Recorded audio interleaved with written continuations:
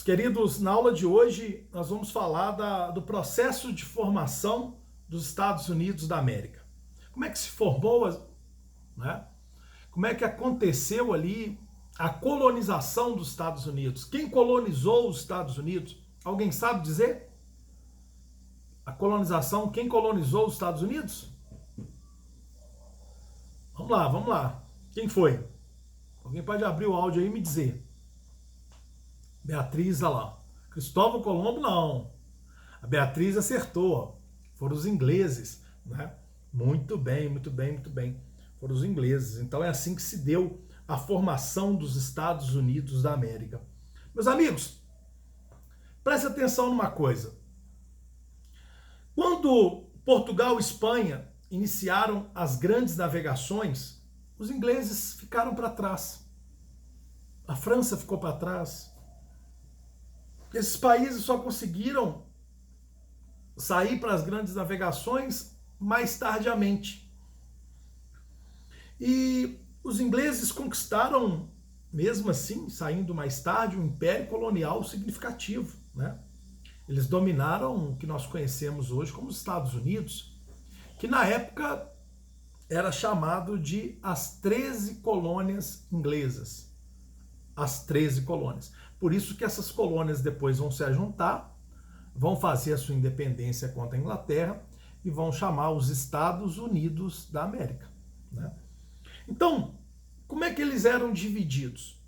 Você tinha naquela época, assim, as colônias do norte, as colônias do centro e as colônias do sul.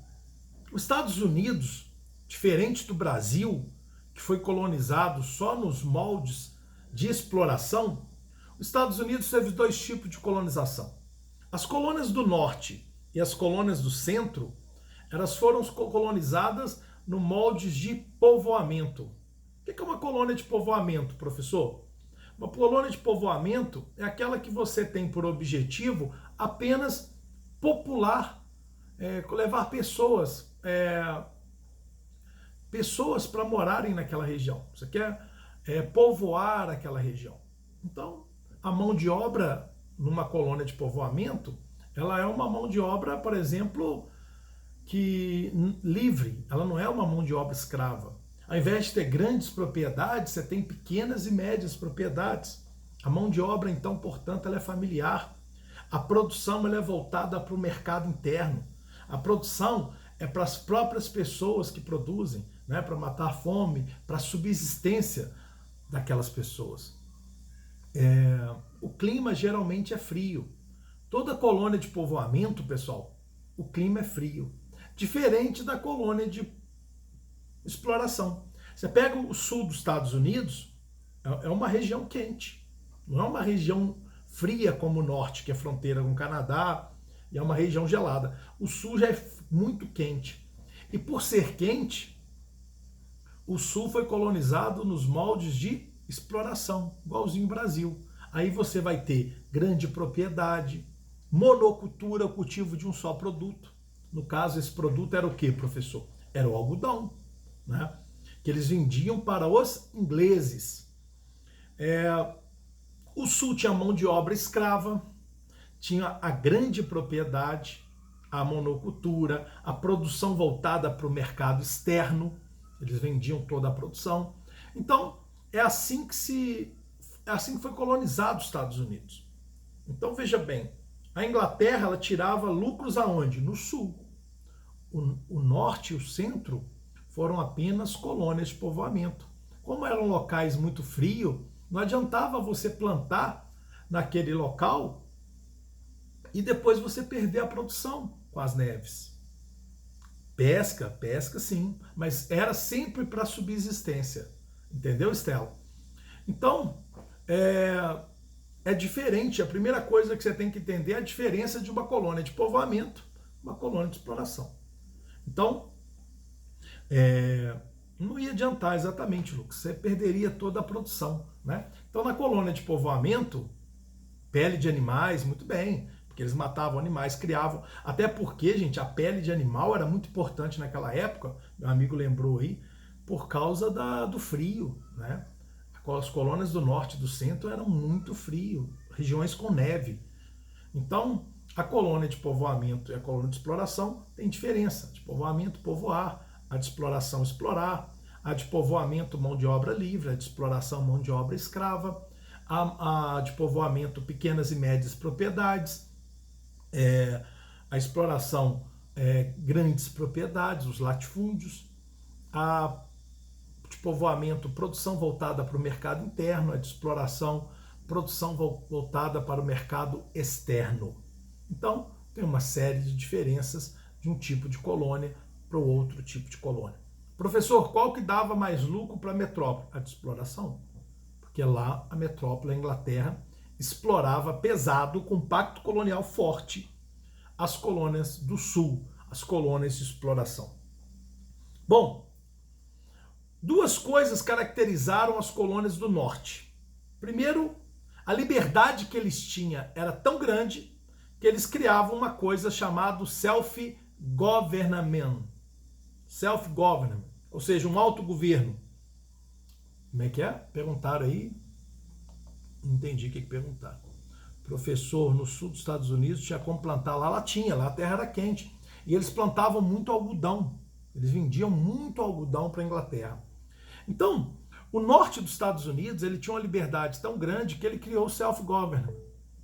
Tabaco também. Por causa do comércio de escravos, tá bom? O self-government, pessoal, era um autogoverno. Eles chegaram a ter um governo próprio. Você vê que a Inglaterra nem mandava neles tanto, né? Porque eles chegaram a se proclamar um autogoverno. Havia uma outra coisa também no norte, pessoal, chamada de negligência salutar. Aí você vai falar, professor, negligência é abandono. Mas a palavra salutar significa saudável. Como que esse abandono era saudável? É fácil você entender.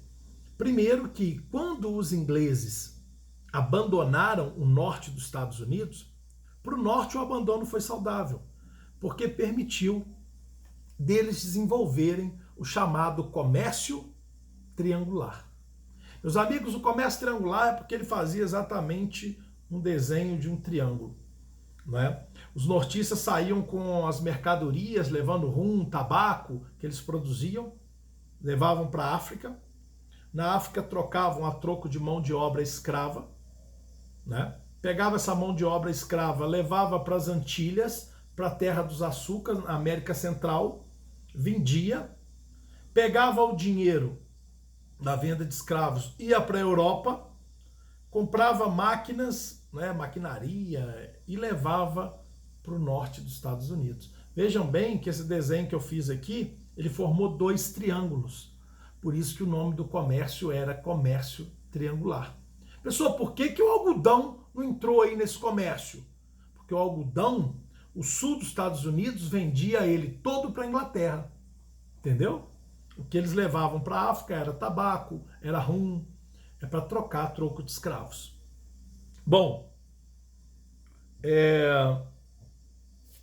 o processo de formação dos Estados Unidos, ele se deu dessa seguinte maneira. Só que teve um problema. No início, o norte e o sul não pagavam impostos para a coroa. O norte e o centro, desculpa, que eram colônias de povoamento, não pagavam impostos. Somente o sul pagava impostos. Só que deu um problema. Qual o problema, professor? Aconteceu uma guerra chamada Guerra dos 7 Anos. Essa guerra, ela foi entre a Inglaterra e a França. Ela aconteceu entre 1756 a 1763.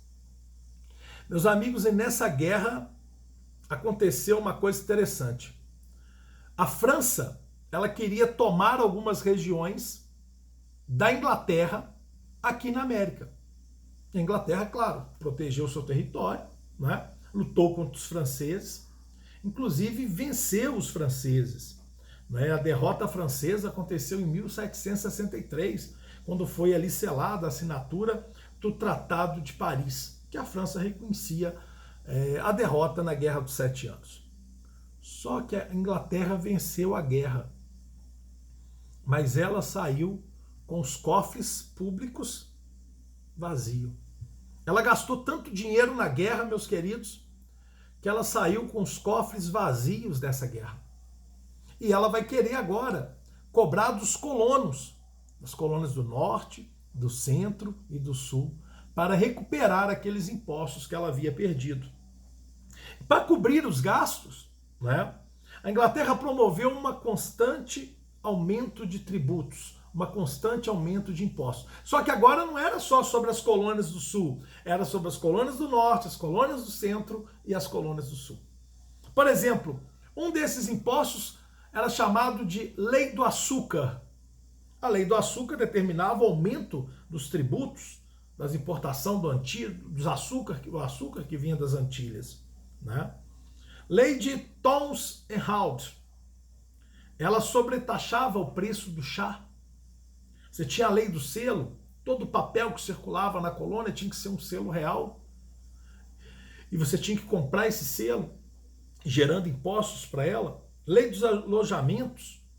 Por exemplo, os colonos tinham que abrigar os soldados ingleses e ainda dar comida para eles. Lei do chá.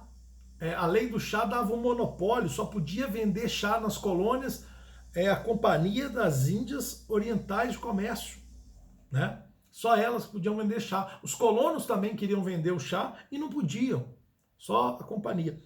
Então, você vai falar, pessoal, os colonos não reagiram, não? Tanto aumento de impostos? Reagiram. Aconteceu, meus queridos, em 1770, o chamado Massacre de Boston.